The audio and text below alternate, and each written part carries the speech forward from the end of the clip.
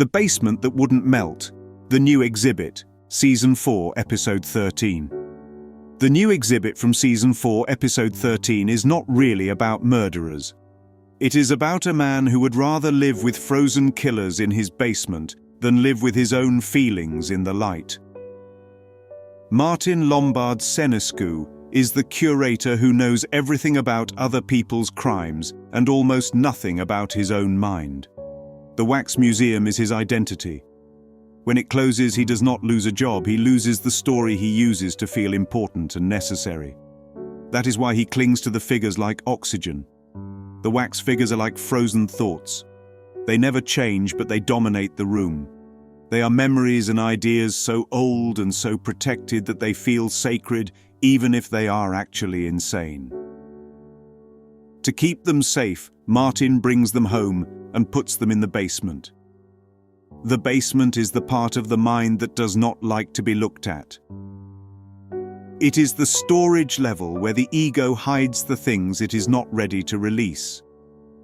Instead of letting the past melt and move, Martin installs an air conditioner. The air conditioner is the effort it takes to keep an illusion from falling apart. He literally spends his savings to keep dead images cold. He chooses bills and strain and secrecy just to preserve something that cannot love him back. Emma, his wife, is the last warm voice of sanity. She represents the part of the mind that still knows there is a life beyond the obsession. She wants a clear basement, clean laundry, a normal life. He wants to protect his figures. He hears her not as love, but as a threat to the thing he worships.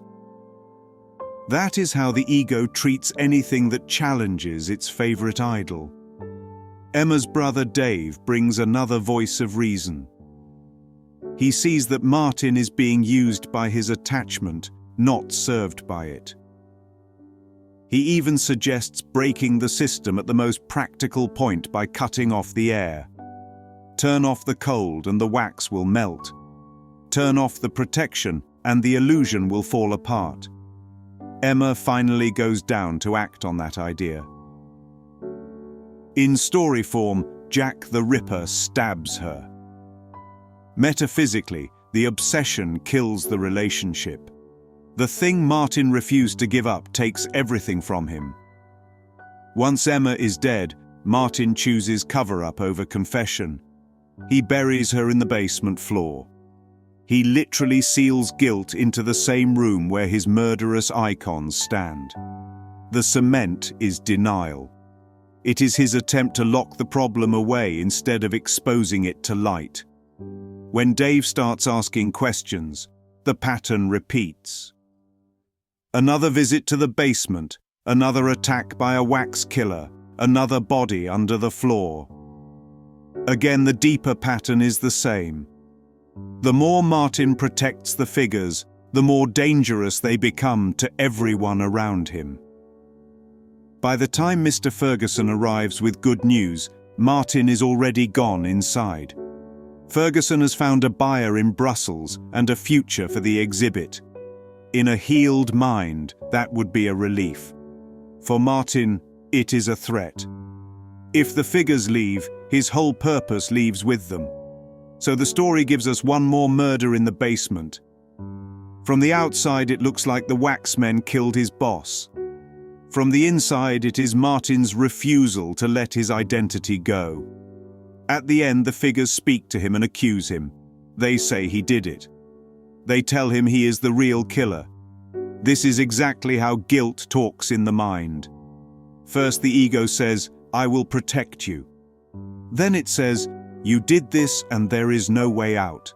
Martin believes their accusation and turns on himself.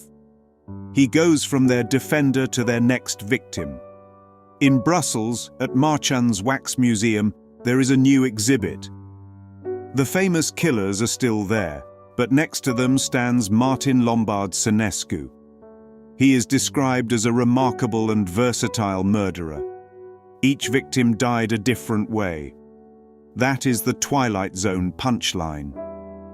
The man who studied killers and thought he was different ends up next to them, frozen in the same wax light. He became what he refused to question.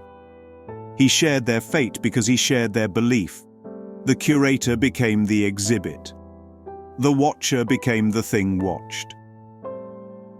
The mind that would not let the past melt was finally turned into a statue of its own unhealed guilt. People say there is something about his eyes. That is the look of a mind that took one step too far into its own basement and forgot how to leave.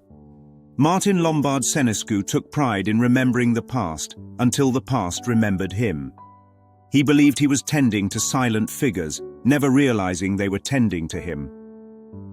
He brought murderers into his basement to keep them alive, and in the end they brought his sanity to its knees. For when a man protects an illusion long enough, the illusion begins to protect itself. And when he buries truth under cement, he eventually stands beside the very lies he served.